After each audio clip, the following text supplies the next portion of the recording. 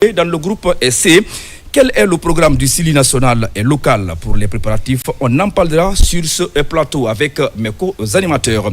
Et puis, on parlera également du championnat national de Ligue 1 avec la prestation des arbitres à une journée de la fin du championnat national de Ligue 1. Pas de plainte, même s'il y en a, en tout cas, il n'y a pas eu beaucoup de bruit. Et cette saison, est-ce 2024-2025 est le plus meilleur que l'année 2023-2024? Abouakar Mario Bangoura, vice-président de la commission des arbitres, sera sur ce plateau pour nous parler de la prestation, bien sûr, de ces éléments. Quand on sait qu'il y a quand même eu des jeunes qui ont aussi fait leur première expérience cette saison. On parlera aussi du championnat national de basketball, vous le savez, cette semaine avec des matchs alléchants. Il y a eu des matchs comme le match Djorfof et City, mais aussi ou encore Centre Final et Gamal.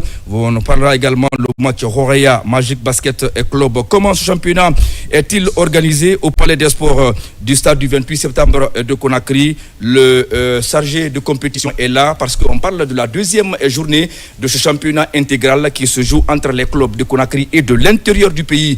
Voilà le menu de votre émission Sport Dimanche. Merci de votre fidélité. Alors, ce plateau, on commence par l'invité du jour. C'est bien le chargé de compétition.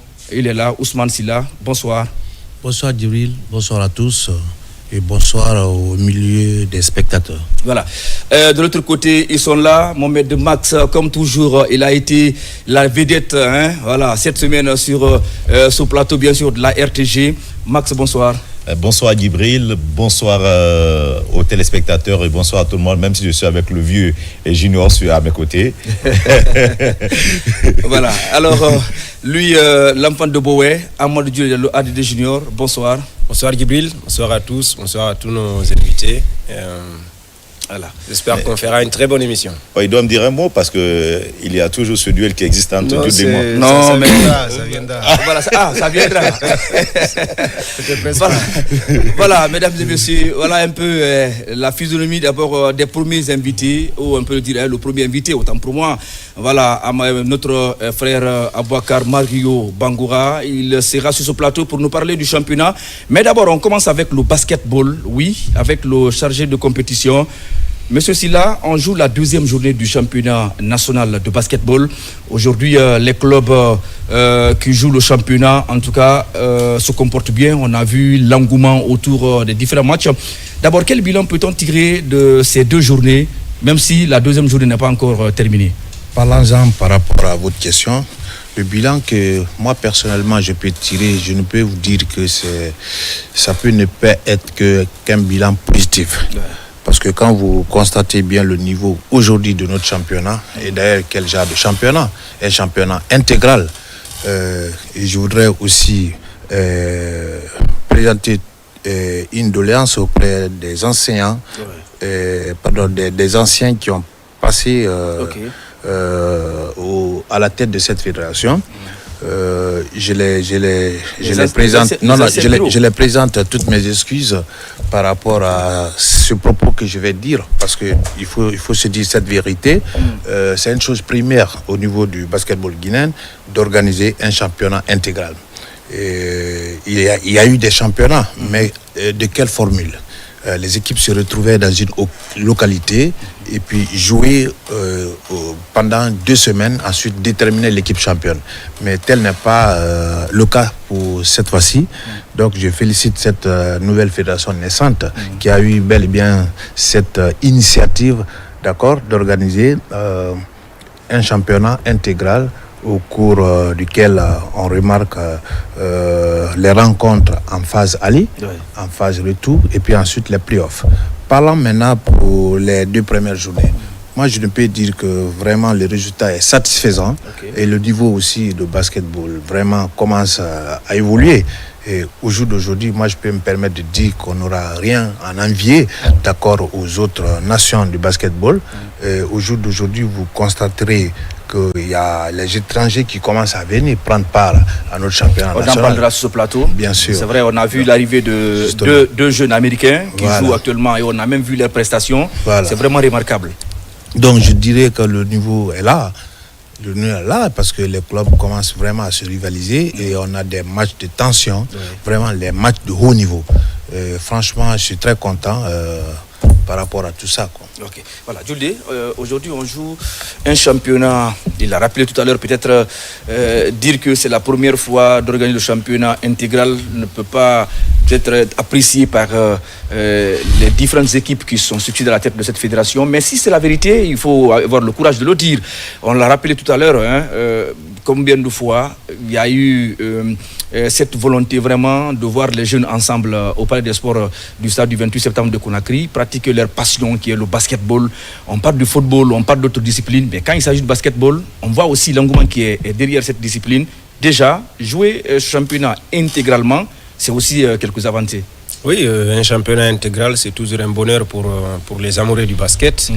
Donc, bon, on n'a pas suivi toutes les équipes qui ont dirigé cette fédération, on était encore jeunes, donc on ne sait pas. Mais quand on dit que c'est la première fois, ça veut dire que cette nouvelle équipe est en train de faire des prouesses.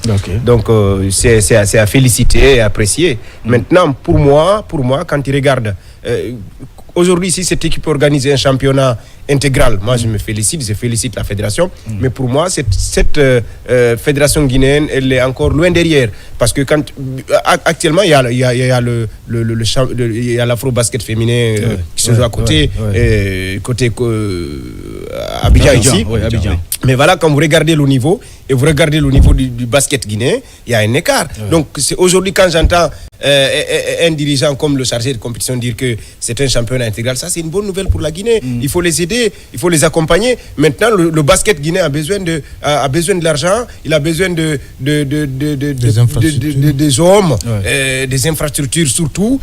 C'est comme ça, il faut les accompagner. Mais pour le moment, il est trop tôt de parler du bilan. Oui, mais pas le bilan de la compétition, mais des 2 journées. C'est bien, voilà, la question elle est bien. Voilà, voilà, il faut préciser. Max, rapidement, aujourd'hui, il se passe des choses quand même au Palais des Sports du stade du 28 septembre. On voit des jeunes vraiment qui sont à la hauteur. Vous vivez en tout cas ces moments, voilà, avec ces jeunes. Oui, nous passons de très bons moments avec des basketteurs, avec une très bonne animation. Déjà, c'est une chance pour vous, d'avoir le responsable de l'organisation de la compétition sur ce plateau. Et je vous dis, et je voulais d'abord revenir sur Djolé, et tous qui sont au niveau du bureau de la Fédération guinéenne de basketball sont pratiquement des basketteurs. Ils ont toujours pratiqué le basket, ils connaissent le basket. Et nous avons de la chance aussi d'avoir 2 personnes ressources au sein de la fédération, c'est-à-dire le président de la commission des compétitions qui a été un ancien entraîneur et un basketteur. Nous avons le président de la commission technique qui est un technicien. Il a été arbitre FIBA, c'est pour vous dire quoi, il y a la rigueur, non seulement au sein du bureau exécutif de la fédération, et il y a la rigueur quand il s'agit surtout du respect des normes et puis de la désignation de quelque chose. Voilà. Ne soyez pas du tout surpris par rapport à certaines décisions ou à certaines choses liées au basketball. Alors, M. Silla Ousmane, voilà, aujourd'hui on parle de cette 2e journée. Il y a forcément d'autres clubs. Maintenant, les clubs de l'intérieur du pays, parce qu'on parle de la 2e journée, est-ce que ces clubs-là ont joué leur 2e journée? Oui, je crois bien. Il y a Gangan qui est là et qui doit faire 2 rencontres avant qu'il ne rentre. Je crois que Gangan a perdu sa première rencontre. Sa 2e rencontre, je crois que ça va être aujourd'hui, ce soir. Et Gangan va, je crois, s'opposer à Nabaya. Et après cette rencontre, Gangan va rentrer à domicile. Voilà. Julie, oui, des questions pour l'invité? Oui, c'est pour vous rappeler aussi qu'Arsif était là, Arsif de Freya, et qui a disputé aussi sa 2e sortie et avant-hier, soldée par une victoire de Freya.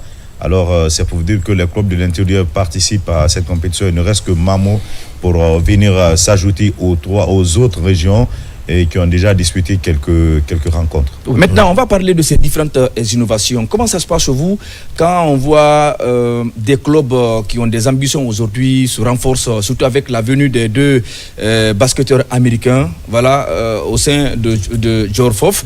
Et on a vu aussi la prestation. Premier match, première victoire, ce qui est pour le moment appréciable. D'abord, un mot peut-être pas d'apprécier le club, mais peut-être comment vous avez vu la qualité de ces 2 jeunes, parce que vous avez suivi quand même leurs prestations. Les Américains qui sont les 2, venus, oui, les 2. Oui, mais ils sont pas mal au point de vue. Seulement ce que j'ai constaté lors de leur première prestation, c'est seulement le côté physique qui leur manque. En ce qui concerne la technique et la tactique, rien à leur rapprocher. Ouais. Voilà. Maintenant, parlant de l'ambition de ces clubs qui veulent aujourd'hui se renforcer. Il n'y a pas un club dans ce championnat qui ne veut pas ce trophée. Parce que tout le monde court derrière ce trophée pour objectif prendre part à la balle. Et ça, c'est en 2026. Parce que seulement l'équipe championne qui peut représenter la Guinée dignement. Et on a accepté d'organiser ce championnat, juste l'histoire, non seulement de faire plaisir à ces jeunes qui veulent vraiment jouer, parce que ça fait des années et des années, ça ne joue pas en Guinée.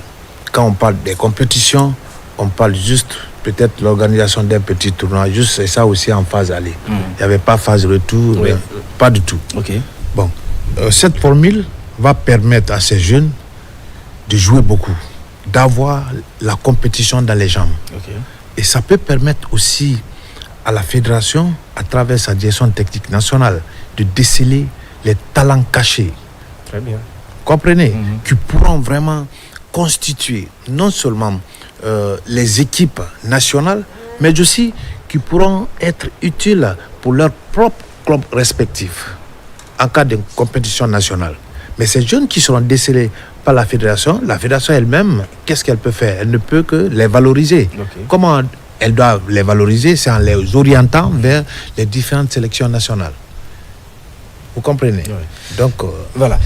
Alors, Jules, oui, je l'ai entendu tout de suite parler de déceler des jeunes. Je crois que c'est un élément important d'ailleurs pour la Guinée, parce que dans toutes les compétitions depuis quelques années, moi quand je vois depuis quelques saisons, toutes les catégories, I17, I20, à chaque fois, cette équipe est éliminée dès la phase aller, des trucs. Donc je crois il faut qu'on ait des équipes nationales capables de faire un long fait dans les compétitions africaines ou mondiales. Aujourd'hui, quand vous regardez en tout cas certaines équipes africaines ou certains championnats en Europe, Eurobasket, j'ai suivi tout récemment un match Espagne-France. Franchement, c'est un sport qui est vraiment aimé, mais c'est quand c'est bien développé. Donc je pense qu'aujourd'hui, cette fédération-là, elle a fait un bon début, elle est sur la bonne voie. Donc moi je crois, si elle a le temps de prendre les catégories I17, toutes les catégories I17, I20, I16 surtout, parce que je crois au temps de Sakoba, I17 avait remporté I16 a remporté un tournoi international à Abidjan. Oui, mais on a besoin de tout ça. J'ai vu un jeune de Bokeh qui m'a dit la fois dernière qu'il est retenu dans cette catégorie pour une compétition. C'est pas maintenant.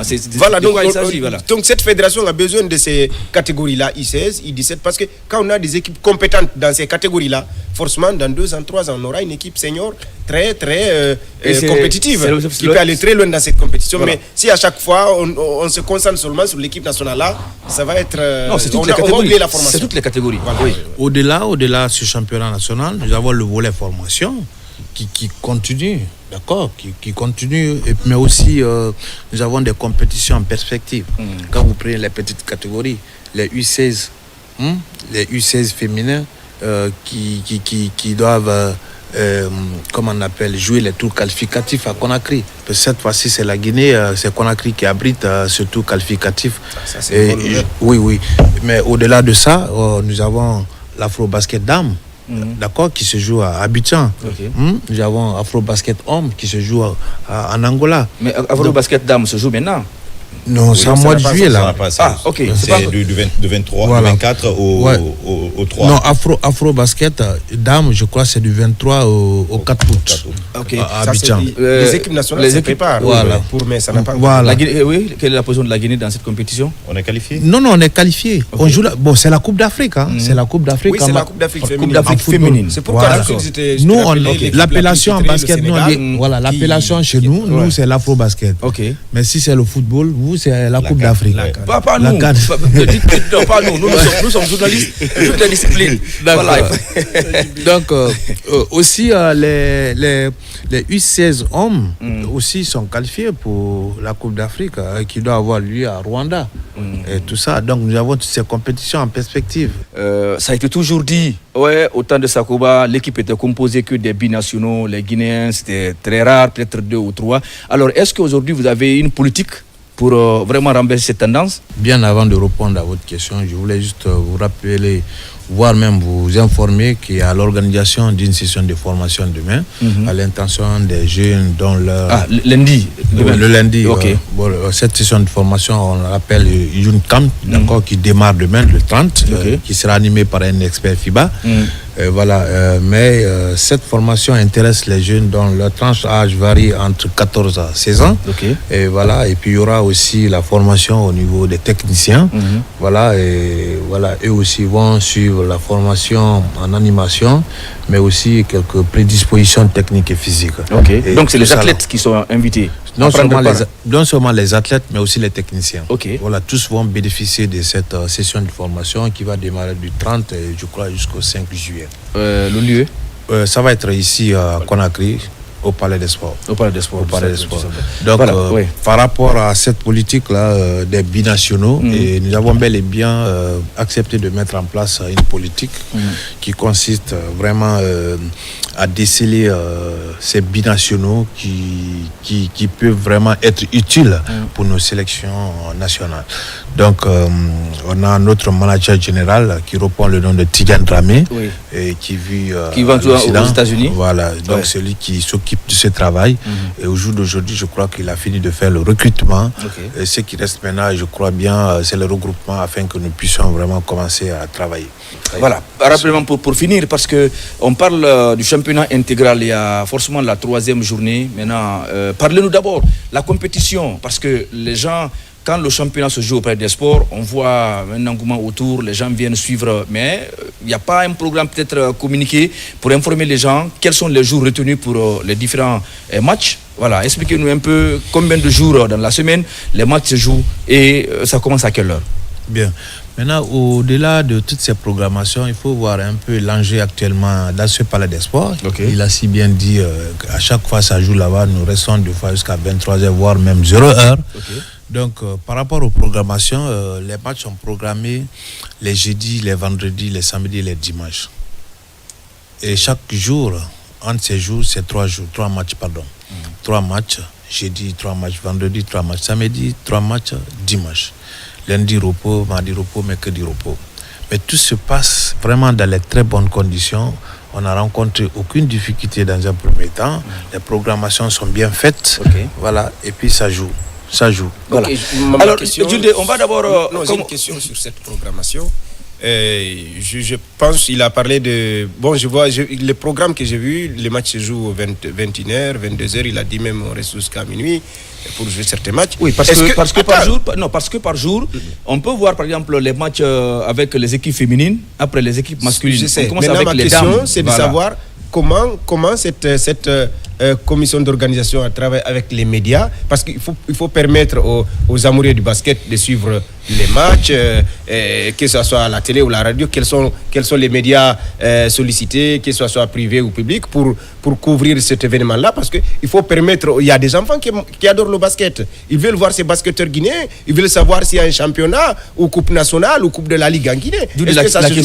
Voilà, maintenant c'est ça, est-ce qu'ils ont travaillé en communion avec les médias, est-ce que les médias parce qu'un média ne peut pas couvrir un match à minuit. Très bien.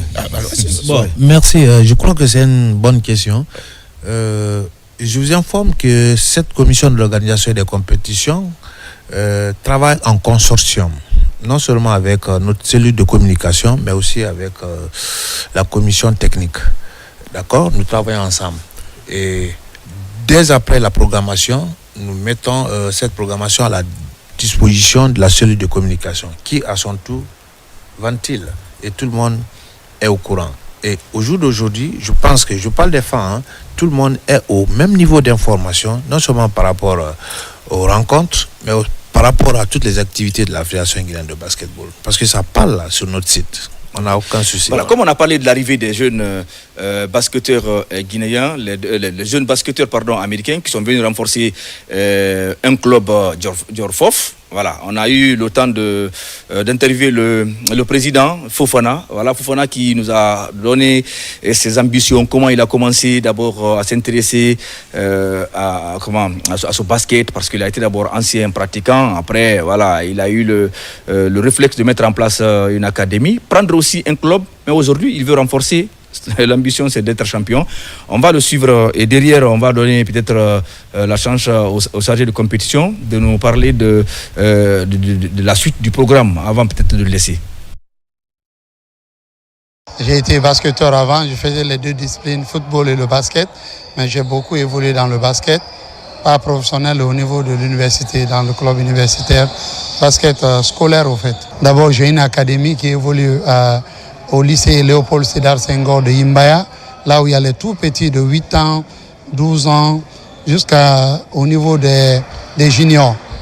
Donc eux, ils s'entraînent là-bas. J'ai plus de 300 jeunes qui s'entraînent là-bas. On a eu des projets, c'est-à-dire on envoie des joueurs qui ont de talent, qui ont la taille, aux États-Unis. Donc le début de l'année, là, on a envoyé un joueur en Caroline du Nord. Et au niveau des matchs aussi, on a fait des compétitions. Notre première compétition était au niveau de la Coupe nationale, là où on est arrivé en demi-finale. Et on a joué la 3e place contre BAC, on les a battus. Donc on a été 3e au niveau de l'équipe nationale, on a été médaillé. Donc c'est notre première performance au niveau des compétitions, au niveau de la Guinée. Si vous remarquez sur les maillots, vous voyez le sponsor là-bas. C'est un groupe d'hindous qui évolue ici, ils sont dans les billetteries, dans le BTP. Donc avec eux aussi, ceux qui nous ont poussés aussi, nous a aidés à faire venir. Et en partenariat avec Rahi Travel, donc avec M. Mike, qui nous a beaucoup aidés pour la venue de ces joueurs. Actuellement, nous sommes en train de travailler avec des architectes, des ingénieurs. On a identifié un site vers Forêt-Carré à La Soya, là où va abriter maintenant le futur centre académique et sportif de la Guinée, multidisciplinaire. Là où il y aura 3 terrains de basketball externes et un terrain fermé, digne de nom, comme dans les autres pays, les terrains de volleyball, handball, natation, et voir les terrains d'annexe au niveau de football aussi. Donc l'école là va abriter les meilleurs au niveau de la Guinée qui vont avoir des bourses qui ne payent pas. Donc c'est l'ambition là que j'ai. Retour sur ce plateau. Monsieur Ousmane, on a vu que les basketteurs guinéens aujourd'hui sont en concurrence avec d'autres qui sont venus des États-Unis. Certes, il n'y a pas d'animosité, mais il y a toujours de concurrence. D'abord, Diorfof partage la même poule ou le même groupe que le Centre fédéral, que moi je qualifie comme l'un des meilleurs clubs dans ce championnat de Ligue 1 basketball guinéen. Aujourd'hui, forcément, les deux vont se rencontrer. D'abord, pensez-vous avoir d'autres chocs dans ce championnat? Plusieurs. Ok. Plusieurs chocs. Je veux voir Diorfof contre le Centre fédéral. Le Centre fédéral. Ok. Voir contre BAC, ouais. Contre MBC, contre Nabaya, contre Matoto. Parce que c'est des clubs phares actuellement. Mais l'équipe a joué contre Matoto, non? Diorfof a joué son premier match contre... Non, Diorfof a joué son premier match contre Nabaya. Voilà. Ouais. Voilà. Donc, mais on a vu quand même le score était un peu serré. Oui, c'était deux points de différence. 2 points. À l'arrivée, 2 points. Et pas Nabaya, et c'est contre Matoto. Voilà. Matoto, c'est ça. Oui. C'est ça. Matoto. Voilà. À l'arrivée, le score était de 2 points d'écart. Uniquement, et ça, c'était City, je m'excuse, c'est City, et qui a failli revenir au score, mais malheureusement, quelques détails, City n'a pas pu concrétiser les dernières actions, et qui a donné surtout balisé le chemin pour Diorfof et de scorer plus rapidement. Voilà, oui. Oui, parce que là quand je parle ces matchs de choc, Diorfof partage la même poule que Centre fédéral, oui. Bokeh, City Basketball, Gamal, Matoto et Arsif. Donc ici, on a Centre fédéral, on a Matoto, on a Arsif, on a Gamal, on a City Basket. toutes ces équipes-là vont rencontrer Jorfof. Je crois qu'il n'y a pas une équipe ici qui ne sera pas à mesure vraiment de se comparer à Jorfof. Donc, c'est la raison pour laquelle je dis qu'il y aura forcément des rencontres de choc au niveau de cette poule. La troisième... Parlons maintenant de la poule B. Ici, les chocs qui sont là, je vois Nabaya contre BAC, contre Tigers, contre MBC, contre Mamou, contre Horea qui a battu hier MBC. Okay. Donc, c'est des grands clubs au jour d'aujourd'hui, parce qu'aucune équipe aujourd'hui ne se laisse faire. Voilà. Maintenant, on a vu la programmation. Parlez-nous un peu rapidement de la troisième journée. Ça va démarrer quand? Parce que la deuxième journée même n'est pas encore terminée. Mais la troisième journée, ça va se jouer comment et où? Oui, la troisième journée va se jouer ici. Okay. Parce qu'on a programmé Mamou qui va se déplacer. Okay. Mamou va jouer 2 rencontres ici. Donc si la préfecture, le préfet, le gouverneur sont, en tout cas, regardent l'émission, ils sont informés déjà, comme quoi Mamou doit se déplacer. Donc toutes les conditions doivent être réunies pour permettre à cette équipe d'être là à temps.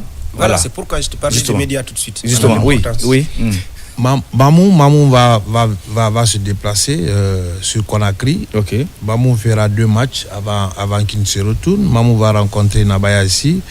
Aussi, Mamou va rencontrer une deuxième équipe. Mais en rentrant aussi, on a proposé que Mamou fasse aussi une rencontre avec Gangang. Mais ça, cette fois-ci, ça va être à Kindia. Ok. Donc, oui, parce que c'est c'est sur la même voie. Voilà. Donc, il viendra faire 2 rencontres à Conakry en rentrant et une 3e rencontre avant qu'il ne regagne à domicile. Voilà. Julie, on va libérer le chargé de compétition. Est-ce que si vous avez en tout cas quelque chose à ajouter rapidement? Bon, toujours, moi, c'est la même doléance que je continuerai à présenter auprès des autorités locales afin qu'elles puissent vraiment penser à cette doléance. C'est d'aider cette fédération. Mais le message, on a lancé ce message-là. Le président a été invité. Depuis l'émission dernière, mais il n'y a pas eu de réaction. Non, sûrement, on est en train de je relance. Voilà, regrouper les enveloppes. Je relance une deuxième doléance parce que c'est pas facile d'organiser un championnat intégral. Ok. Hein? C'est compliqué. Voilà, donc je continue toujours à poser une doléance auprès des autorités à la tête, le président de la République, qu'il accepte, d'accord, de faire face à cette fédération afin qu'elle puisse atteindre ses objectifs. Merci bien. Je vous remercie. Mesdames et messieurs, nous allons marquer une courte pause avant de retrouver Aboubakar Mario Bangoura pour nous parler de la prestation des arbitres, mais aussi le championnat. Vous savez aussi, il y a d'autres sujets phares dans cette émission. Restez connectés, on se retrouve tout à l'heure.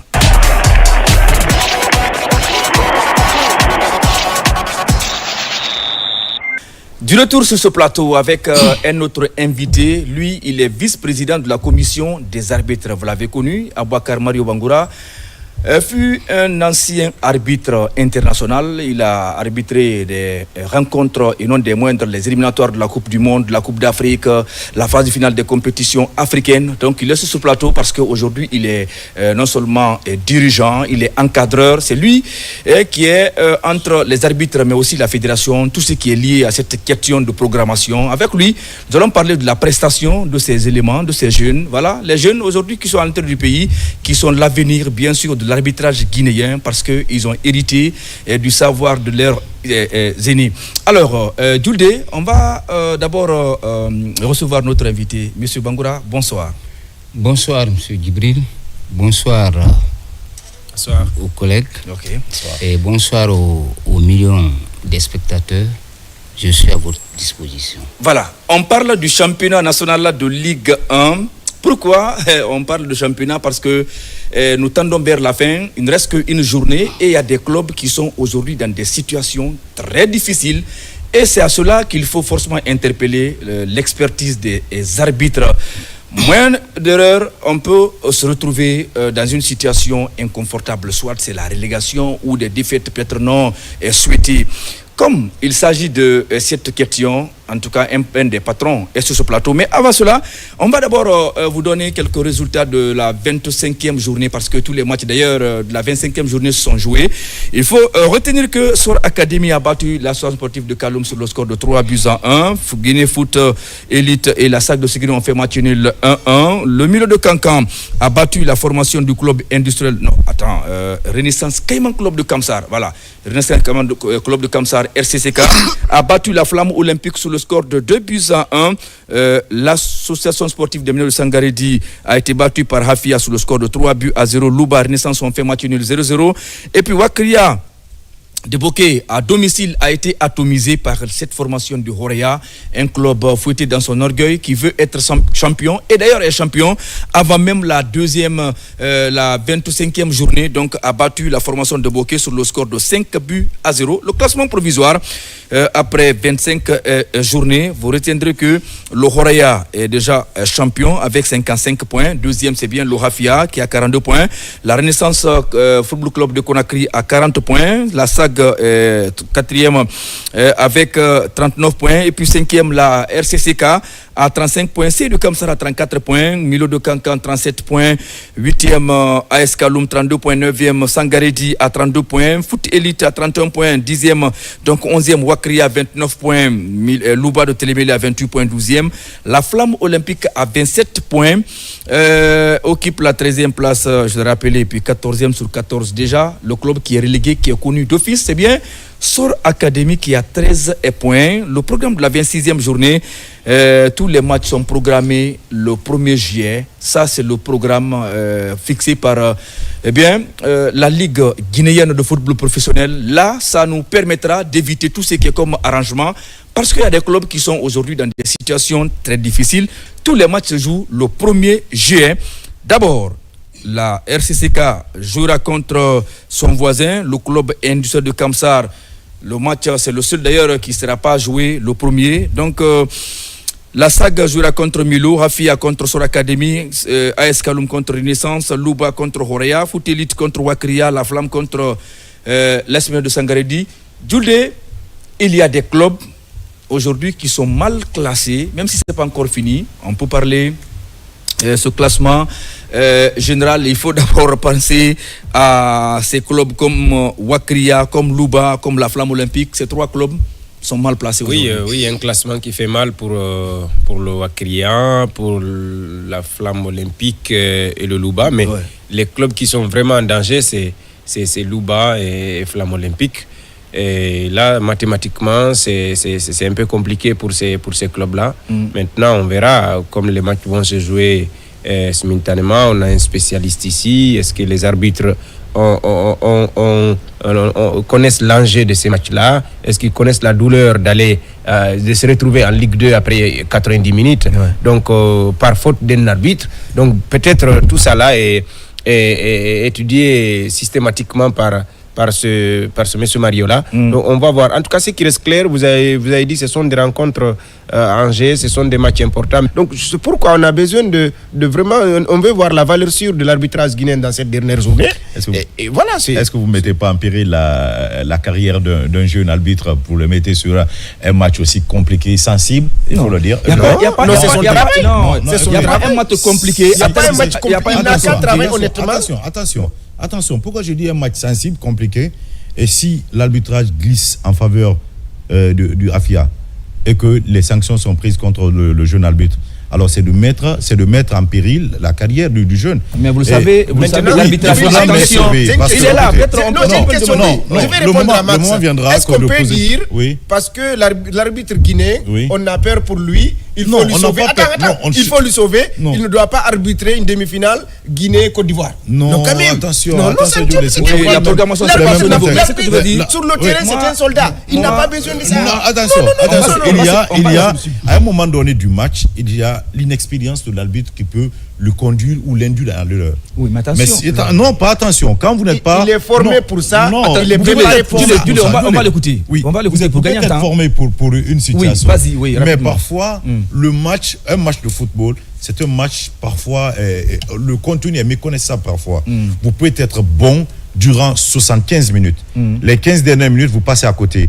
Et alors, toutes les efforts que vous avez eu à fournir durant les 75 minutes sont passés maintenant à zéro. Oui. Alors, moi, je pense vraiment que s'il doit avoir un arbitre... Mais vous oubliez que l'arbitre n'est pas le règlement de toutes les fédérations du monde. Oui. Mais on dit, c'est vrai, l'arbitrage, c'est un travail compliqué. Oui. L'arbitre n'a que 3 secondes pour prendre une décision. Mais ce n'est pas une excuse. Maintenant, j'ai compris.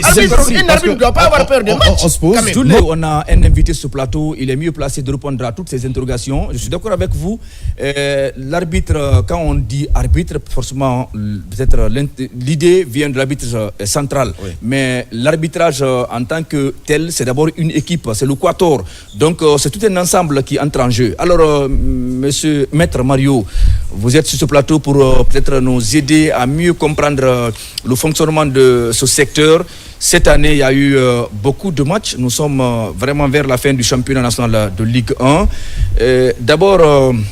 Parler d'abord le niveau de l'arbitrage guinéen aujourd'hui avec peut-être l'arrivée de la nouvelle génération, parce qu'on a mis d'autres pour le moment en veuse, permettre aux jeunes qui étaient en expérimentation d'avoir peut-être quelques expériences. Et cette année, on n'a pas eu beaucoup de cris comme l'année dernière où il y a eu des sanctions, où des matchs même ont été interrompus parce que soit on a eu peur des supporters comme le match Milo à Escaloum. Donc il y a eu pas mal d'erreurs la saison dernière que cette saison. Parlez-nous un peu de peut-être la vie de l'arbitrage guinéen aujourd'hui. Merci M. Djibril, et je profite de l'opportunité de vous remercier du fait que vous avez accepté de faire appel aux techniciens pour qu'on en parle par rapport à l'arbitrage. Et c'est le souhait de la commission des arbitres. Nous voulons qu'on essaie d'aller à la source. C'est ce que vous faites comme ça, c'est ça, pour qu'on puisse quand même en discuter, arrêter quelque chose par rapport à l'arbitrage. Et en grosso modo, sans d'abord rentrer dans les détails, je voulais juste vous dire que cette année, par rapport à l'année dernière, nous sommes satisfaits. Félicitations. Satisfaits dans la mesure où je ne dis pas qu'il n'y a pas eu des erreurs cette année. Effectivement, il y a eu des erreurs cette année. Partout dans le monde, ça se passe comme ça. Des erreurs cette année, c'est pas comme l'année passée. Donc ça prouve à suffisance que les arbitres sont en train de s'efforcer, de travailler pour pouvoir réduire les erreurs. Mais on ne peut pas enlever totalement les erreurs. Même si on reprend demain, il y aura des erreurs. N'est-ce pas? Ça, c'est forcément. Ça, c'est la volonté. C'est comme ça, l'arbitrage. C'est un travail humain, justement, M. Boudé. Et quand vous prenez cette année, ce qui nous a un peu aidé, on avait les anciens sous les mains qu'on utilisait auparavant. Et cette fois-ci, on a jugé nécessaire de faire le mixage. Le mixage, c'est-à-dire miser sur certains jeunes d'arbitres et mettre ensemble, voir comment ça va donner, quoi. Et puis vraiment, Dieu merci, ça nous a réussi, parce qu'il faut voir, comme on a si bien dit, il n'y a pas eu assez de cris. C'est pas parce qu'il n'y a pas de cris, hein, mais il y en a. Il y en a, mais en grosso modo, pas comme l'année dernière. Donc nous, on va dire qu'à 80%, nous sommes satisfaits. Et je reviens un peu par rapport aux jeunes arbitres, par rapport aux expérimentés. Comme M. Djoudé vient de le dire, les arbitres qu'on va désigner et qu'on est en train de désigner, il faut comprendre que ces arbitres, beaucoup, ils ont fait 2 ans, 3 ans en exercice. Donc, ça nous permet de dire qu'ils ont commencé à avoir de l'expérience. On peut les mettre, je vous donne un exemple. Le match phare entre Afia et Orea, ça n'a pas été dirigé par un FIFA, ça a été dirigé par un jeune arbitre de ligue, que c'est sa première fois d'arbitrer des matchs d'envergure comme ça. Mais il s'est sorti indemne, n'est-ce pas? Donc, notre politique... Le jeune, il est de... C'est un arbitre de ligue de Conakry. Oui, c'est un arbitre de ligue de Conakry, n'est-ce pas? Donc, comment ça se fait? On a une sous-commission de désignation qui travaille. Après avoir travaillé sur les arbitres, il remonte. Moi, je viens comme coordinateur, je regarde s'il y a des changements à faire, on fait ce changement-là. Mais l'objectif, nous voulons que les matchs se passent sans problème. C'est ça. Mais dire que le jeune ne peut pas arbitrer ce match-là, je suis d'accord. Là où vous voulez en venir, tout à fait. Est-ce que pour ne pas sacrifier, mais quelqu'un qui a fait 1 an, 2 ans, déjà en activité en championnat Ligue 1, nous on estime qu'on peut le confier n'importe quel match. Est-ce que vous voyez? Vaut mieux de mettre un jeune arbitre, n'est-ce pas, qui est rigoureux, qui peut faire correctement le match, mais sans mettre aussi un vieux arbitre qui peut même dormir sur le terrain. Voilà, qui physiquement, qui ne répond pas, n'est-ce pas? Et surtout, le problème, c'est à ce niveau-là. Et vous voyez que présentement, le football moderne, c'est les enfants qui jouent, c'est des jeunes. Quand ils sont là en train d'arbitrer, le match des enfants, 16 ans, 17 ans, 20 ans, vouloir prendre un enfant, un jeune qui a 35 ans, 40 ans, vous voyez que ça ne colle pas. Non, donc c'est ce qui nous pousse maintenant à faire quand même venir les jeunes, les faire habituer. Voilà. Parce que demain, jouer avec la même génération. Demain c'est ces jeunes-là qui doivent remplacer les doyens. On est en train de préparer la relève. Et c'est ce qui nous pousse. C'est pas parce que les vieux qui sont là, ils sont pas bons. On a des très bons arbitres, des vieux, mais nous, notre politique... Peut-être on peut même les qualifier des doyens. Des doyens. Voilà, c'est des doyens. Sûrement que Maître pourra lire dans mes pensées. Je pense vraiment que quand je dis il serait un peu compliqué de mettre un jeune arbitre sur des matchs ainsi. Le AFIA cherche à se qualifier en campagne africaine, même si Sor est déjà éliminé, Sor est déjà relégué en deuxième division, et vous mettez un jeune. Est-ce que vous n'allez pas mettre en péril la carrière de ce jeune? Parce que dans la mesure... Attention, je parle parfois, il y a le public qui juge parfois le comportement de certains arbitres en disant non, c'est parce que le match se joue sur les installations de AFIA. Le match sur les installations de AFIA, il y a l'influence du AFIA qui joue contre le jeune. Alors même si derrière Renaissance se bat aussi pour se qualifier pour une toute première fois, est-ce que dans la tête de l'arbitre, un jeune, ça ne va pas l'impacter autrement si... Tu veux parler de la pression psychologiquement, la pression du public, okay. Non, pas du public, pression psychologique. Est-ce que le bureau le dit non, laisse parfois, ferme les yeux pour que le AFIA se qualifie. Est-ce que ça ne va pas le rattraper dans sa carrière? Merci par rapport à cette précision. Mais laissez-moi te dire, quand on dit des jeunes, ils ne sont pas bleus dans cette affaire. Voilà. J'ai commencé par ça. Depuis le temps du Conor, et maintenant, là, ça fait 2 ans, 3 ans. Oui, c'est les mêmes jeunes qui sont en train d'arbitrer le championnat, et en Ligue 2 et en Ligue 1. Donc ça prouve à suffisance que l'expérience commence à venir, et puis ils peuvent, alors là, je ne parle pas ailleurs, en Guinée, faire n'importe quel match. Ce que tu dis, je suis d'accord avec toi, mais quand on met les jeunes là, nous connaissons leur qualité, leur capacité, par rapport aux doyens, n'est-ce pas? Les doyens sont bons, mais sans oublier aussi que l'erreur est humaine, qu'il soit doyen, qu'il soit jeune, quand l'erreur vient, on ne peut rien. Très bien. Non, attends, une question. Non, avant de la précision, pardon, une question. Comment ça se passe, la programmation de ces arbitres? Est-ce que c'est à 3 jours du match, ou bien vous faites la programmation au même moment que la Ligue? Parce que la Ligue peut par exemple faire une programmation 2 ou 3 journées. Oui. Sur vous, comment ça se passe? Voilà, comment ça se passe. Par exemple, la journée cruciale là, qu'on peut appeler comme ça, la dernière journée, on a les désignations là il y a longtemps, c'était déjà fait. Avant 2 jours? C'est ce que je dis, c'est déjà longtemps, mais à notre niveau. Est-ce que vous voyez? À notre niveau. Qu'est-ce que je veux dire par là? La Ligue nous envoie chaque fois 3 journées. Quand on nous envoie, on désigne les 3 journées. La sous-commission de désignation travaille par rapport à ces 3 journées-là. Après avoir travaillé sur les 3 journées-là, on nous remonte. On ne nous donne pas directement à la Ligue.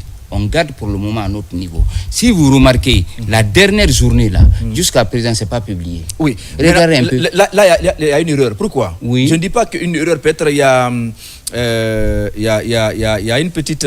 il veut parler de la préparation. Voilà, il y a un souci. Pourquoi? Quand je dis souci, par le passé, la Ligue 2 fois publiait le programme avec les arbitres. La désignation des arbitres. Tout à fait. C'est-à-dire, la désignation des arbitres et le match, on voit au même moment. Mais cette fois-ci, il y a de ces journées où on voit seulement le match, le programme, mais les arbitres, c'est après. Soit... les clubs sont informés, mais pas le public ou les journalistes. Non, là, ça c'est l'organisation de la Ligue, n'est-ce pas? Quand la Ligue nous donne le nombre des journées, nous on travaille ça. Mais la Ligue préfère avancer pour pouvoir informer les clubs à temps. C'est-à-dire pour que les clubs puissent comprendre que nous jouons telle date avant les désignations. Après, nous, on les envoie les désignations. Est-ce qu'il n'y a pas une lenteur chez vous par rapport à cette situation? Parce que attendez, parce que vous êtes informé à temps, au même titre que le club. Je crois vraiment que la commission peut aussi travailler, mettre à disposition les arbitres désignés sur ces 3 journées pour que les clubs soient informés. Parce qu'il ne faut pas surprendre parfois des clubs, dire que le club joue par exemple demain, on dit il y a M. X, Y qui seront sur Non, ça n'a été jamais fait. Non, mais est-ce que vous... Parce que Djibril Lové vous rappeler par rapport à cette situation... Je veux dire à Djibril, maintenant que la désignation... Maintenant, là, la dernière journée, là, qui doit se jouer, nous, on s'est libérés. Hein. On a donné à la Ligue. On a une copie. On donne les désignations à la Ligue. Ils ont ça à travers celui qui est chargé par rapport à la planification, Maître Bounama. Vous le connaissez. Donc, on lui donne. Nous, on garde au moins le brouillon. On garde le brouillon, c'est à eux de connaître maintenant à quel moment qu'ils vont publier. Oui, mais à quel moment, on peut par exemple parler de remplacement par exemple d'un arbitre? Non, ça se fait, ça c'est des cas de force majeure. Voilà. Comment ça peut se... Pourquoi je pose la question? Oui. Il se peut que les clubs sont informés déjà quels sont les arbitres qui sont désignés pour leur match. Il peut y avoir des empêchements ou d'autres situations. On dit, bon, en lieu et place de tel, on remplace tel arbitre. Peut-être s'il n'y a pas d'explication derrière, un des clubs peut se plaindre pour dire attention, on a fait pour arranger le club adverse. Voilà, comment ça se passe? Parce qu'il faut expliquer aussi. Voilà, ça c'est par rapport au cas de force majeure. Nous, c'est en ce moment, quand un arbitre est indisposé, c'est un être humain. Vous pouvez mettre un arbitre. Je donne un exemple. Le match de Cancan, c'est Younous Satawel qui était sur le match, n'est-ce pas? À la veille, le dernier match de Milo, à la veille, c'était Milo Seika. Milo Seika. C'est à la veille qu'il a appelé, vraiment c'est-à-dire il ne se sent pas bien. Donc quand quelqu'un, c'est un être humain, qui se dit qu'il ne se sent pas bien, vous ne pouvez pas le forcer. Est-ce que automatiquement, dès que moi, personnellement, j'ai été informé, j'ai appelé les autres membres de la commission, dire que oui, tel est empêché, il ne peut pas faire le déplacement. Automatiquement, on a informé la Ligue. La Ligue nous a demandé de notifier. On a notifié, on a préféré prendre un arbitre qui était déjà à Conakry, de Zérekouré, qui était à Conakry, qui était venu par rapport au tournoi monté là. La montée. Playoff. C'était un arbitre fédéral. On l'a appelé. Tu es où? Il dit qu'il est en route. Quoi. On lui a dit maintenant, parce que le temps faisait défaut, on ne pouvait plus prendre un autre arbitre à Conakry pour qu'il vienne. Et le match, c'était le matin. N'est-ce pas? Donc, on a changé. Donc, ça se fait. Il y a le cas de force majeure, le cas de maladie. Si ça arrive, nous sommes tenus obligés de changer. Et des fois aussi, il y a des clubs, ça aussi, ça arrive. Hein. Tu peux mettre un arbitre ou des arbitres sur les matchs des clubs. Certains peuvent appeler à dire que moi, je ne veux pas que lui soit sur mon match. Voilà. Ça, tout ça, là, ça se fait. Oui, mais si cela arrive, comment... Non, attends, je vais vous expliquer. Si cela arrive... Si cela arrive, voilà. On va essayer de voir le passé. Est-ce que l'arbitre là, est-ce qu'il avait fait le match de ce club-là? Est-ce qu'il y a un antécédent entre eux? Vous voyez quoi? Donc, si on voit qu'on ne trouve pas des raisons qui peuvent nous pousser à changer, on dira non, il va faire le match, tu vas monter, descendre, on ne changera pas. Ça, c'est bien. Voilà, il a expliqué le cas des forces majeures. C'est pourquoi je dis, un match ne doit pas surprendre un arbitre. Parce que tu peux te préparer aujourd'hui, on peut te dire, bon, dans 3 jours, tu vas arbitrer à Escaloum Afia. À la veille du match, tu tombes malade. On prend un autre. Et celui qu'on a pris là, est-ce qu'il doit dire non, comme je ne suis pas prêt, je dois avoir peur, Non. Un match ne doit pas surprendre un arbitre. À tout moment, on peut te prendre, on te dit fais ton travail. Prenons des exemples. Il y a beaucoup de jeunes arbitres qui ont grandi. Comme titre d'exemple en Afrique ici, on peut prendre Papa Gassama le Gambien. Lui, il a arbitré des grands derbies en Afrique. Il a commencé ça très jeune. En Europe, tu peux prendre François Le Texier, qui a arbitré Arsenal, Real Madrid cette année en Ligue des Champions. Lui, il a commencé très tôt. Il arbitre même des grandes rencontres aujourd'hui en Europe. Donc, je crois qu'il ne faut pas dire... Non, il ne faut pas... Je suis d'accord. Faut pas dire parce que lui, il est jeune, il doit éviter des matchs Afia Auréa parce que c'est match à enjeu. C'est bon. Non, je reviens tout ça. On a déjà classé. On a fini ce débat. Là, je vais vous dire, moi aussi, je vais rappeler qu'un arbitre doit être prêt à tout moment. Je suis d'accord avec toi. Maintenant, nous sommes dans une école. S'il ne peut pas être prêt, je suis d'accord avec toi. Nous sommes être surpris. C'est bon. Ce qu'il dit aussi, ses inquiétudes, je comprends ses inquiétudes. Mais sauf que, je voulais dire à Max que comme tu l'as si bien dit, c'est pas pour te rejoindre, pour ne pas qu'il pense Non, que il faut me rejoindre officiellement. Il doit le savoir. Pour ne pas qu'il pense que je suis en train de prendre ta part. Mais c'est pour que Max... Oui. On va gagner un temps. On va gagner en un temps. 30 secondes. Je te donne des exemples sur le continent d'un arbitre aujourd'hui qui a été blacklisté. Il a parlé de Papa Gassama, qui a été tant plébiscité par tout le monde. Il siffle le match Maroc. Attendez. Il siffle le match Algérie-Cameroun. Et le match éliminatoire pour la Coupe du Monde. Une rencontre à la dernière mais qui donne une qualification au Cameroun. Depuis cela, et puis il y a des tonnes de plaintes qui l'ont poursuivi. Il est blacklisté aujourd'hui. Tu connais la liste des arbitres en Europe qui ont été suspendus. On va finir la saison. On laisse le truc. Maintenant, je voulais juste revenir sur son exemple pour te dire l'arbitre n'a pas perdu une suspension, mon frère. Max, oui. On peut se comprendre. Un arbitre n'a pas perdu une suspension. Papa Gassama n'a pas été suspendu. Merci. Pas du tout. Ah bon? Pas du tout. Mais il a été blacklisté. Écoute. Non, attends, on se donne des idées. C'est notre, nous sommes dans ça, n'est-ce pas? Oui. Vous savez, la CAF avait l'esprit de rajeunir. Comme vous le faites aussi. Comme on le fait, ça. Qu'est-ce qui s'est passé? Après le match, quand tu déconnes et tu passes à côté sur un match, c'est-à-dire toi-même, l'arbitre, tu vas comprendre par rapport. Après ça, Papa Gassama a fait d'autres matchs. Oui. Les Ligues des Champions, ainsi de suite. Mais sauf que, à un moment donné, l'objectif, le programme de la CAF, c'était de rajeunir. Vous avez vu la CAN passer, il n'y a que des enfants. La plupart des arbitres qui étaient venus à la CAN, c'était leur première CAN.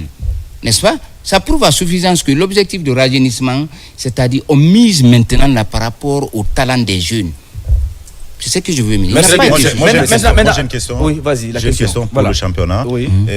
Est-ce que dans votre plan, vous voulez rajeunir le système, est-ce qu'il y a des dames qui sont susceptibles de siffler des matchs? Parce que je ne connais qu'une qui siffle des matchs officiels, par exemple, qui est arbitre principal de la rencontre. Je veux parler à cette quantité. Est-ce qu'il y a d'autres dames qui sont capables au moins de siffler des rencontres sans être des assistantes? Une belle question. Notre problème aujourd'hui, c'est comment faire la promotion des femmes arbitres. C'est même au niveau de la FIFA. Mais sauf il se trouve que c'est pas facile chez nous d'en trouver, quoi. Mais on est en train de se battre. Après Aïssatou Kanté comme arbitre, ils sont deux comme FIFA. Il y a Aïssatou Kanté, il y a Félicité Kourouma. Oui, Félicité, oui. Vous le connaissez? Vous la connaissez, non? Oui. Il était tout les deux, n'est-ce pas? Quand tu prends au niveau des assistants, il y a Fantagbe et Mao Kourouma. Mais sauf qu'on est en train de préparer, sauf qu'on est en train de préparer Laoubatou. Parce que c'est elle qui est disponible. Mais on a demandé au niveau des commissions régionales des arbitres, parce que vous voyez, la commission, la CA travaille en parfaite collaboration avec les différentes commissions, c'est-à-dire, je veux dire, les CRA à l'intérieur. Donc, leur recrutement, quand vous prenez par exemple à Conakry, CRA de Conakry, il faut avoir le courage de le dire. Ils sont en train de faire des bons travaux, parce qu'il y a beaucoup de jeunes filles là-bas. Mais elles sont pour le moment mineures, n'est-ce pas? On est en train de le préparer. Quand vous prenez la Ligue de Kindia, on commence à avoir des jeunes arbitres, quoi. Donc, notre objectif aujourd'hui, comment avoir des jeunes? Mais il faut aller dans les écoles, sensibiliser. Parce qu'il ne faut pas mettre des personnes comme ça là pour mettre. Il faut mettre des filles qui ont le niveau aussi. Parce que l'arbitrage maintenant, là, si tu n'as pas le niveau qui te permet vraiment d'interpréter les lois du jeu et faire correctement ton rapport ou tes rapports, vraiment, ça ne peut pas. Donc, c'est pourquoi c'est pas un travail. C'est pas n'importe qui peut venir. Très si bien. Tu n'as pas le niveau. À ce niveau, une question. Peut-être, quel conseil avez-vous à donner peut-être aux jeunes qui veulent être arbitres, vu que cette profession passe forcément par le niveau? Et il y a d'autres détails derrière. Aujourd'hui, on fait comprendre qu'il faut d'abord comprendre l'anglais. Oui. Il faut au moins maîtriser l'outil informatique. Voilà. Qu'est-ce qu'il faut aujourd'hui pour vous aider dans ce sens-là? Même tout dernièrement, on avait fait une sélection des jeunes de 30 arbitres. Commencement de Zérekoury, Kankan, Mamou, un peu partout. Comme tu l'as si bien dit, il faut accepter d'apprendre l'anglais, l'outil informatique. On les a même dit que prochain regroupement, nous voulons voir tout le monde avec leur ordinateur. Mais qu'est-ce qui les empêche de s'inscrire à l'école? Ça dit qu'il faut aller à l'école pour apprendre l'informatique, l'outil informatique. On a dit ça. Peut-être dans 2 mois, nous allons faire un autre regroupement, mais ça sera à Kindia. On a demandé à tous les arbitres, en venant les jeunes, ils viennent avec leur ordinateur. Comme moi, je voulais juste une 30 secondes. Est-ce qu'il n'est pas temps que vous, étant doyen maintenant du monde de l'arbitrage, que vous vous rapprochez de la direction nationale du sport scolaire, direction des sports universitaires, afin que l'institution scolaire et universitaire puisse vous trouver des jeunes arbitres, parce que c'est l'école. Il faudra former de la pépinière avant de les mettre en exercice dans les grandes compétitions. Est-ce qu'il n'est pas temps de commencer ou de mettre cette politique en place, parce que là, vous avez moins d'efforts à fournir? Pour te mettre à l'aise, c'est déjà commencé. Le recrutement, ce n'est pas la commission des arbitres qui vient faire des recrutements. Non. C'est commencé par ça. Les commissions régionales des arbitres, c'est les CRA. Quand vous prenez à Conakry, il y a une CRA, dynamique CRA. Mais cette fois, c'est exceptionnel. Je dis votre commission. Commission régionale des arbitres de Conakry. Non, j'en viens. Je parle du grand bureau qui se mettra en rapport avec l'institution scolaire et universitaire. C'est décentralisé. Nous, on ne peut pas aller à la base prendre, n'est-ce pas? C'est-à-dire, on a 8 ligues régionales. Chaque ligue a une commission des arbitres, n'est-ce pas? Quand je prends, par exemple, la ligue de Conakry, ils ont quand même une commission régionale des arbitres, c'est-à-dire qu'ils travaillent très bien maintenant. Ils ont même lancé l'appel ils sont en train de prendre des jeunes arbitres, les former. On les a dit, c'est-à-dire qu'eux-mêmes, il y a certaines filles, j'ai commencé par ça. Et Kindia aussi la même chose. Donc nous, notre problème, nous on cherche les produits, c'est-à-dire qui ont le niveau là, on les récupère pour pouvoir jouer, parce que nous, on gère le championnat Ligue 1, Ligue 2, les ligues amateurs, ainsi de suite. Mais les compétitions informelles, à savoir les interquartiers, les associations et tout ça, là, ça c'est dirigé par les différentes CRA. Et il est mieux là-bas de voir des jeunes arbitres émerger, mais nous on vient de voir si c'est-à-dire le niveau et tout ça là, on pêche avec eux, n'est-ce pas? Donc on travaille comme c'est que tu dis, je suis d'accord avec toi. Très bien. Mais le travail est déjà engagé par la CRA de Conakry. Félicitations pour cette belle initiative. Julie, comme on parle de l'arbitrage, on restera toujours avec le vice-président de la commission, je souhaite. Par intérim, président par intérim. Voilà, je souhaite aussi qu'on vous nomme un jour comme président de la commission, de la confédération d'ailleurs même, au niveau de la africain. Voilà, on le souhaite. Maintenant, on va parler de championnat d'Afrique et des nations. Et là aussi, vous savez, les arbitres sont sollicités. On en parlera tout à l'heure. Jules, à un mois de la compétition, les Guinéens sont cités aujourd'hui sur le programme du CILI local. Le CILI local va forcément commencer son match à partir du 4. D'abord, on va parler de ce programme. Et effectivement, le CILI local va se regrouper. Déjà, la liste du CILI est disponible depuis, avec Souleymane Kamara Bedi, le sélectionneur de cette équipe. Donc, le CILI va se préparer, mais cette fois-ci, il y a une petite nouveauté dans la préparation de cette équipe du CILI local. Et d'ailleurs, elle se prépare pour se rendre à Dakar. J'ai un match amical, 2 matchs amicaux, aller-retour contre les Lions de la Teranga. Mais avant, 2 séances d'entraînement sont prévues ici, qui commencent demain, lundi, mardi.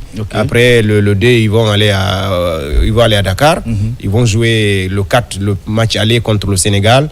Et puis le 7, le match retour selon le coach Souleymane Abedi Kamara. Maintenant, ils vont revenir le 8. Arrivés à Conakry, ils vont se rendre à Kindia pour aller suivre une formation civilo-militaire, comme les fonctionnaires d'État. Les inculquer au moins les valeurs civiques. C'est très... Moi, d'ailleurs, je souhaiterais une semaine ou 2 semaines pour eux, mais il m'a dit c'est 3 jours. Non, écoutez, c'était mon souhait. C'est des sportifs et non des militaires qui seront formés. L'équipe nationale, c'est une chose publique. L'équipe nationale, c'est une chose publique. Quand le CILI joue, on regarde jusqu'à Yomou, en cas de fête, il y a des enfants qui pleurent, il y a des vieilles, il y a des vieux qui pleurent, certains même tombent, il y a beaucoup d'AVC. Donc, arrêtez ça. Moi, j'ai dit, je souhaitais 2 semaines, mais malheureusement, le coach m'a dit, c'est 3 jours. Non, attends, alors, il m'a dit la formation civilo-militaire, c'est juste pour 3 jours pour ces joueurs et encadreurs-là. Donc, attendons de voir peut-être ces joueurs du CILI. Très bien. Il a bien appris ça. Oui, j'ai fait ça. Il a déjà l'idéologie que tout le monde se retrouve dans le... Je n'ai qu'à garder ses valeurs. Déjà, nous-mêmes, on sait savoir ses valeurs. Mais ce qu'il faut retenir, la compétition du championnat d'Afrique des nations CHAN démarre le 2 août. Donc, ce qu'il faut retenir, la Guinée est logée dans le groupe C. Donc, jouera son premier match le 4 août contre le Niger, après le 8 contre l'Ouganda, le 11 contre l'Afrique du Sud, le 15 contre l'Algérie. Voilà le programme de la Guinée. Certes, il y aura un temps de stage qui sera aussi programmé pour le Sili. On verra ça avec, bien sûr, Souleymane Kamara Abedi. Peut-être les autorités sportives vont mettre tout à la disposition de cette équipe parce qu'il ne reste que le Sili local de voir peut-être la Guinée dans la joie en attendant le contentieux, en tout cas la sentence sur le contentieux entre la Tanzanie et la Guinée, parce que c'est pas encore fini. La Guinée a décidé de porter cette situation ou cette affaire devant le tribunal arbitral du sport. Est-ce qu'on a été notifié, et là, Djibril? voilà, pour le moment, c'est en cours. L'information qu'on a, comme la CAF a rejeté la deuxième fois la décision attaquée, la décision du jury d'appel, pour le moment, la CAF n'a pas notifié à la Guinée quels sont les manquements, qu'est-ce qu'on reproche, c'est quoi ces explications. La fédération attend ces explications. C'est à l'issue de ces explications que la fédération va attaquer la décision de la CAF au niveau du tribunal arbitral du sport. C'est l'information là pour le moment qu'on a. Oui, c'est maintenant, on va pour terminer. Oui, le style local, on reste dans ce cadre. Mais en attendant, est-ce que maître Mario, parce que vous êtes le vice-président et le président par intérim de la commission des arbitres, est-ce qu'il y a des arbitres guinéens qui sont pour le moment retenus pour cette compétition? Il ne reste que peut-être des arbitres assistants ou d'autres arbitres? Bon, malheureusement, non. Ok. Il n'y a aucun arbitre, que ce soit arbitre ou assistant.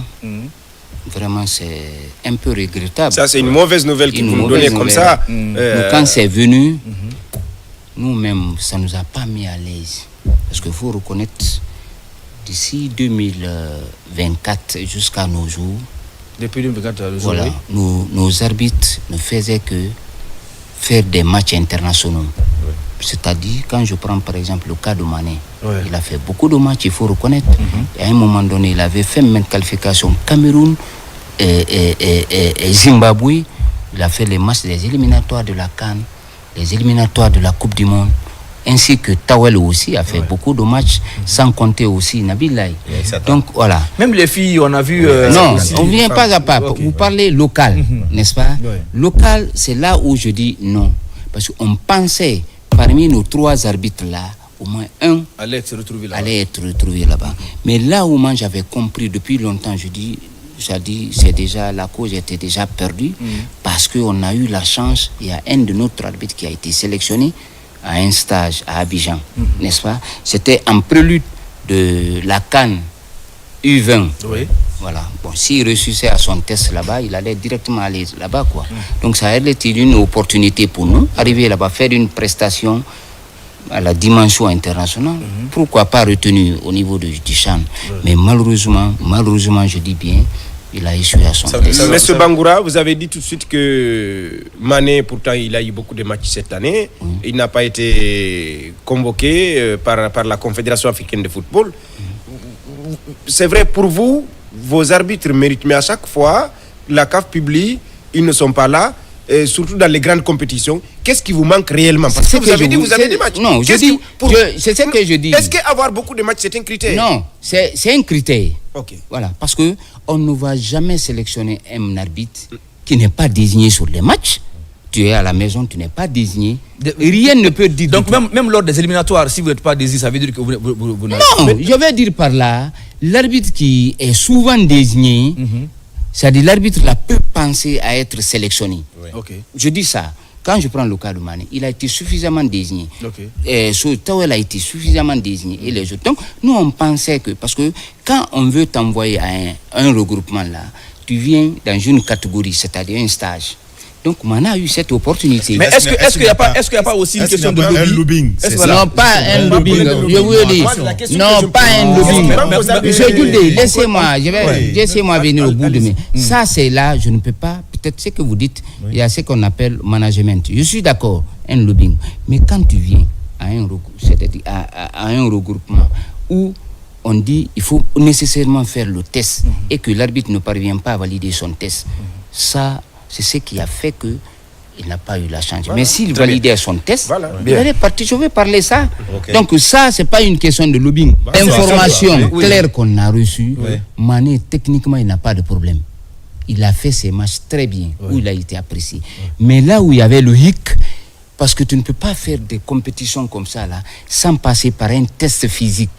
Et le test physique, même si tu es le meilleur arbitre au monde, tu viens au test physique, tu échoues, on te fait rentrer. Oui, parce que c'est la partie la plus difficile.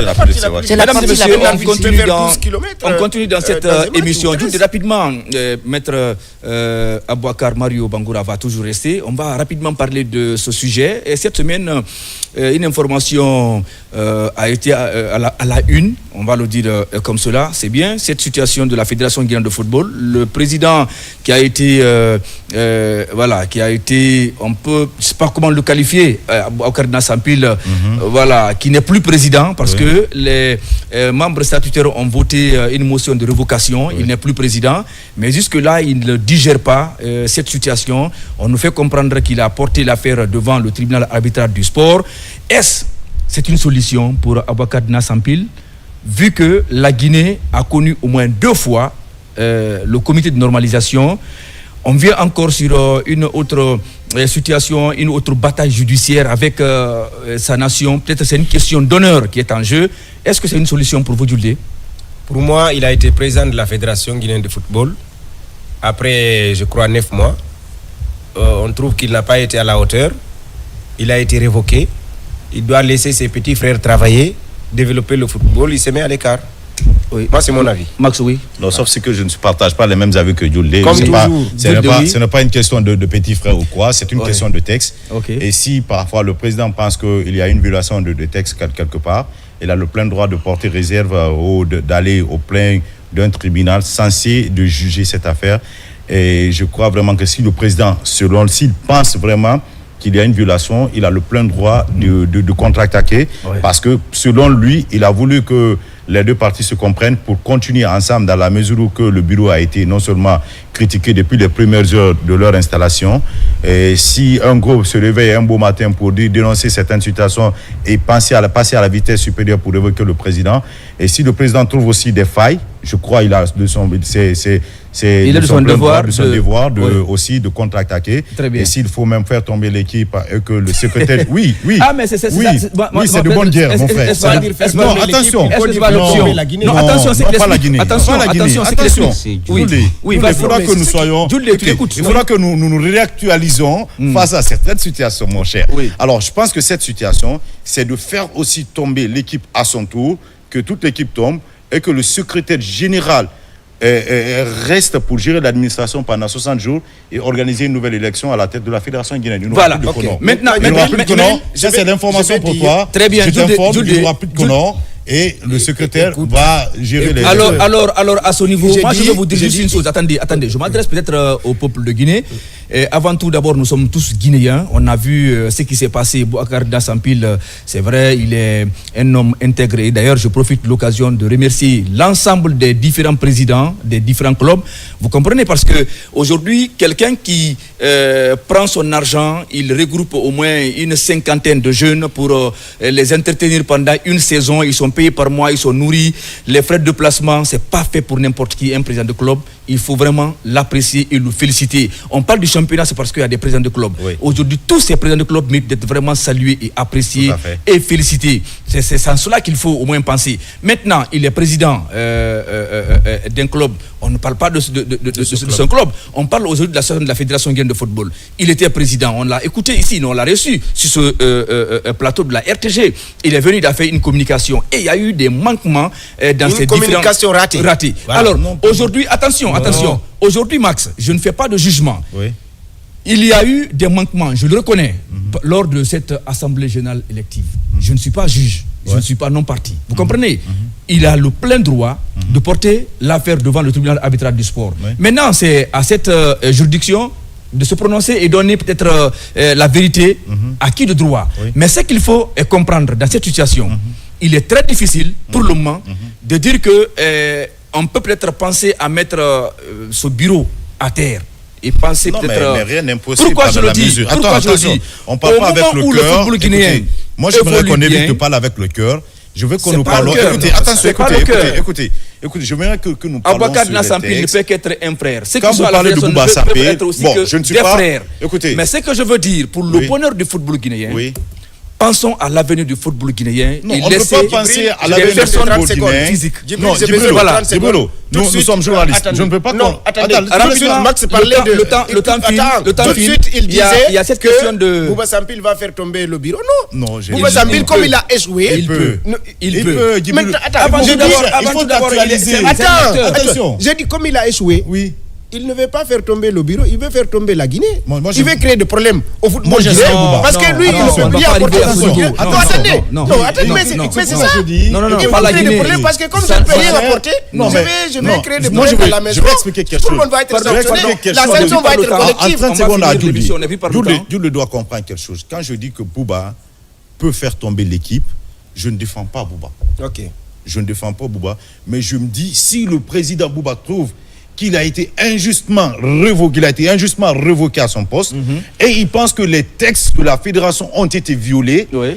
il porte plainte au niveau du tribunal arbitral du sport, et que si le tribunal tranche en faveur de Bouba, Oui. il peut penser aussi à faire tomber l'équipe et que le secrétaire gère les affaires courantes de la fédération pour organiser Parce que- un congrès durant oui, 60 jours. Si on le donne, parce que d'abord, ce que vous ne comprenez pas, ou l'information que vous n'avez pas, Oui.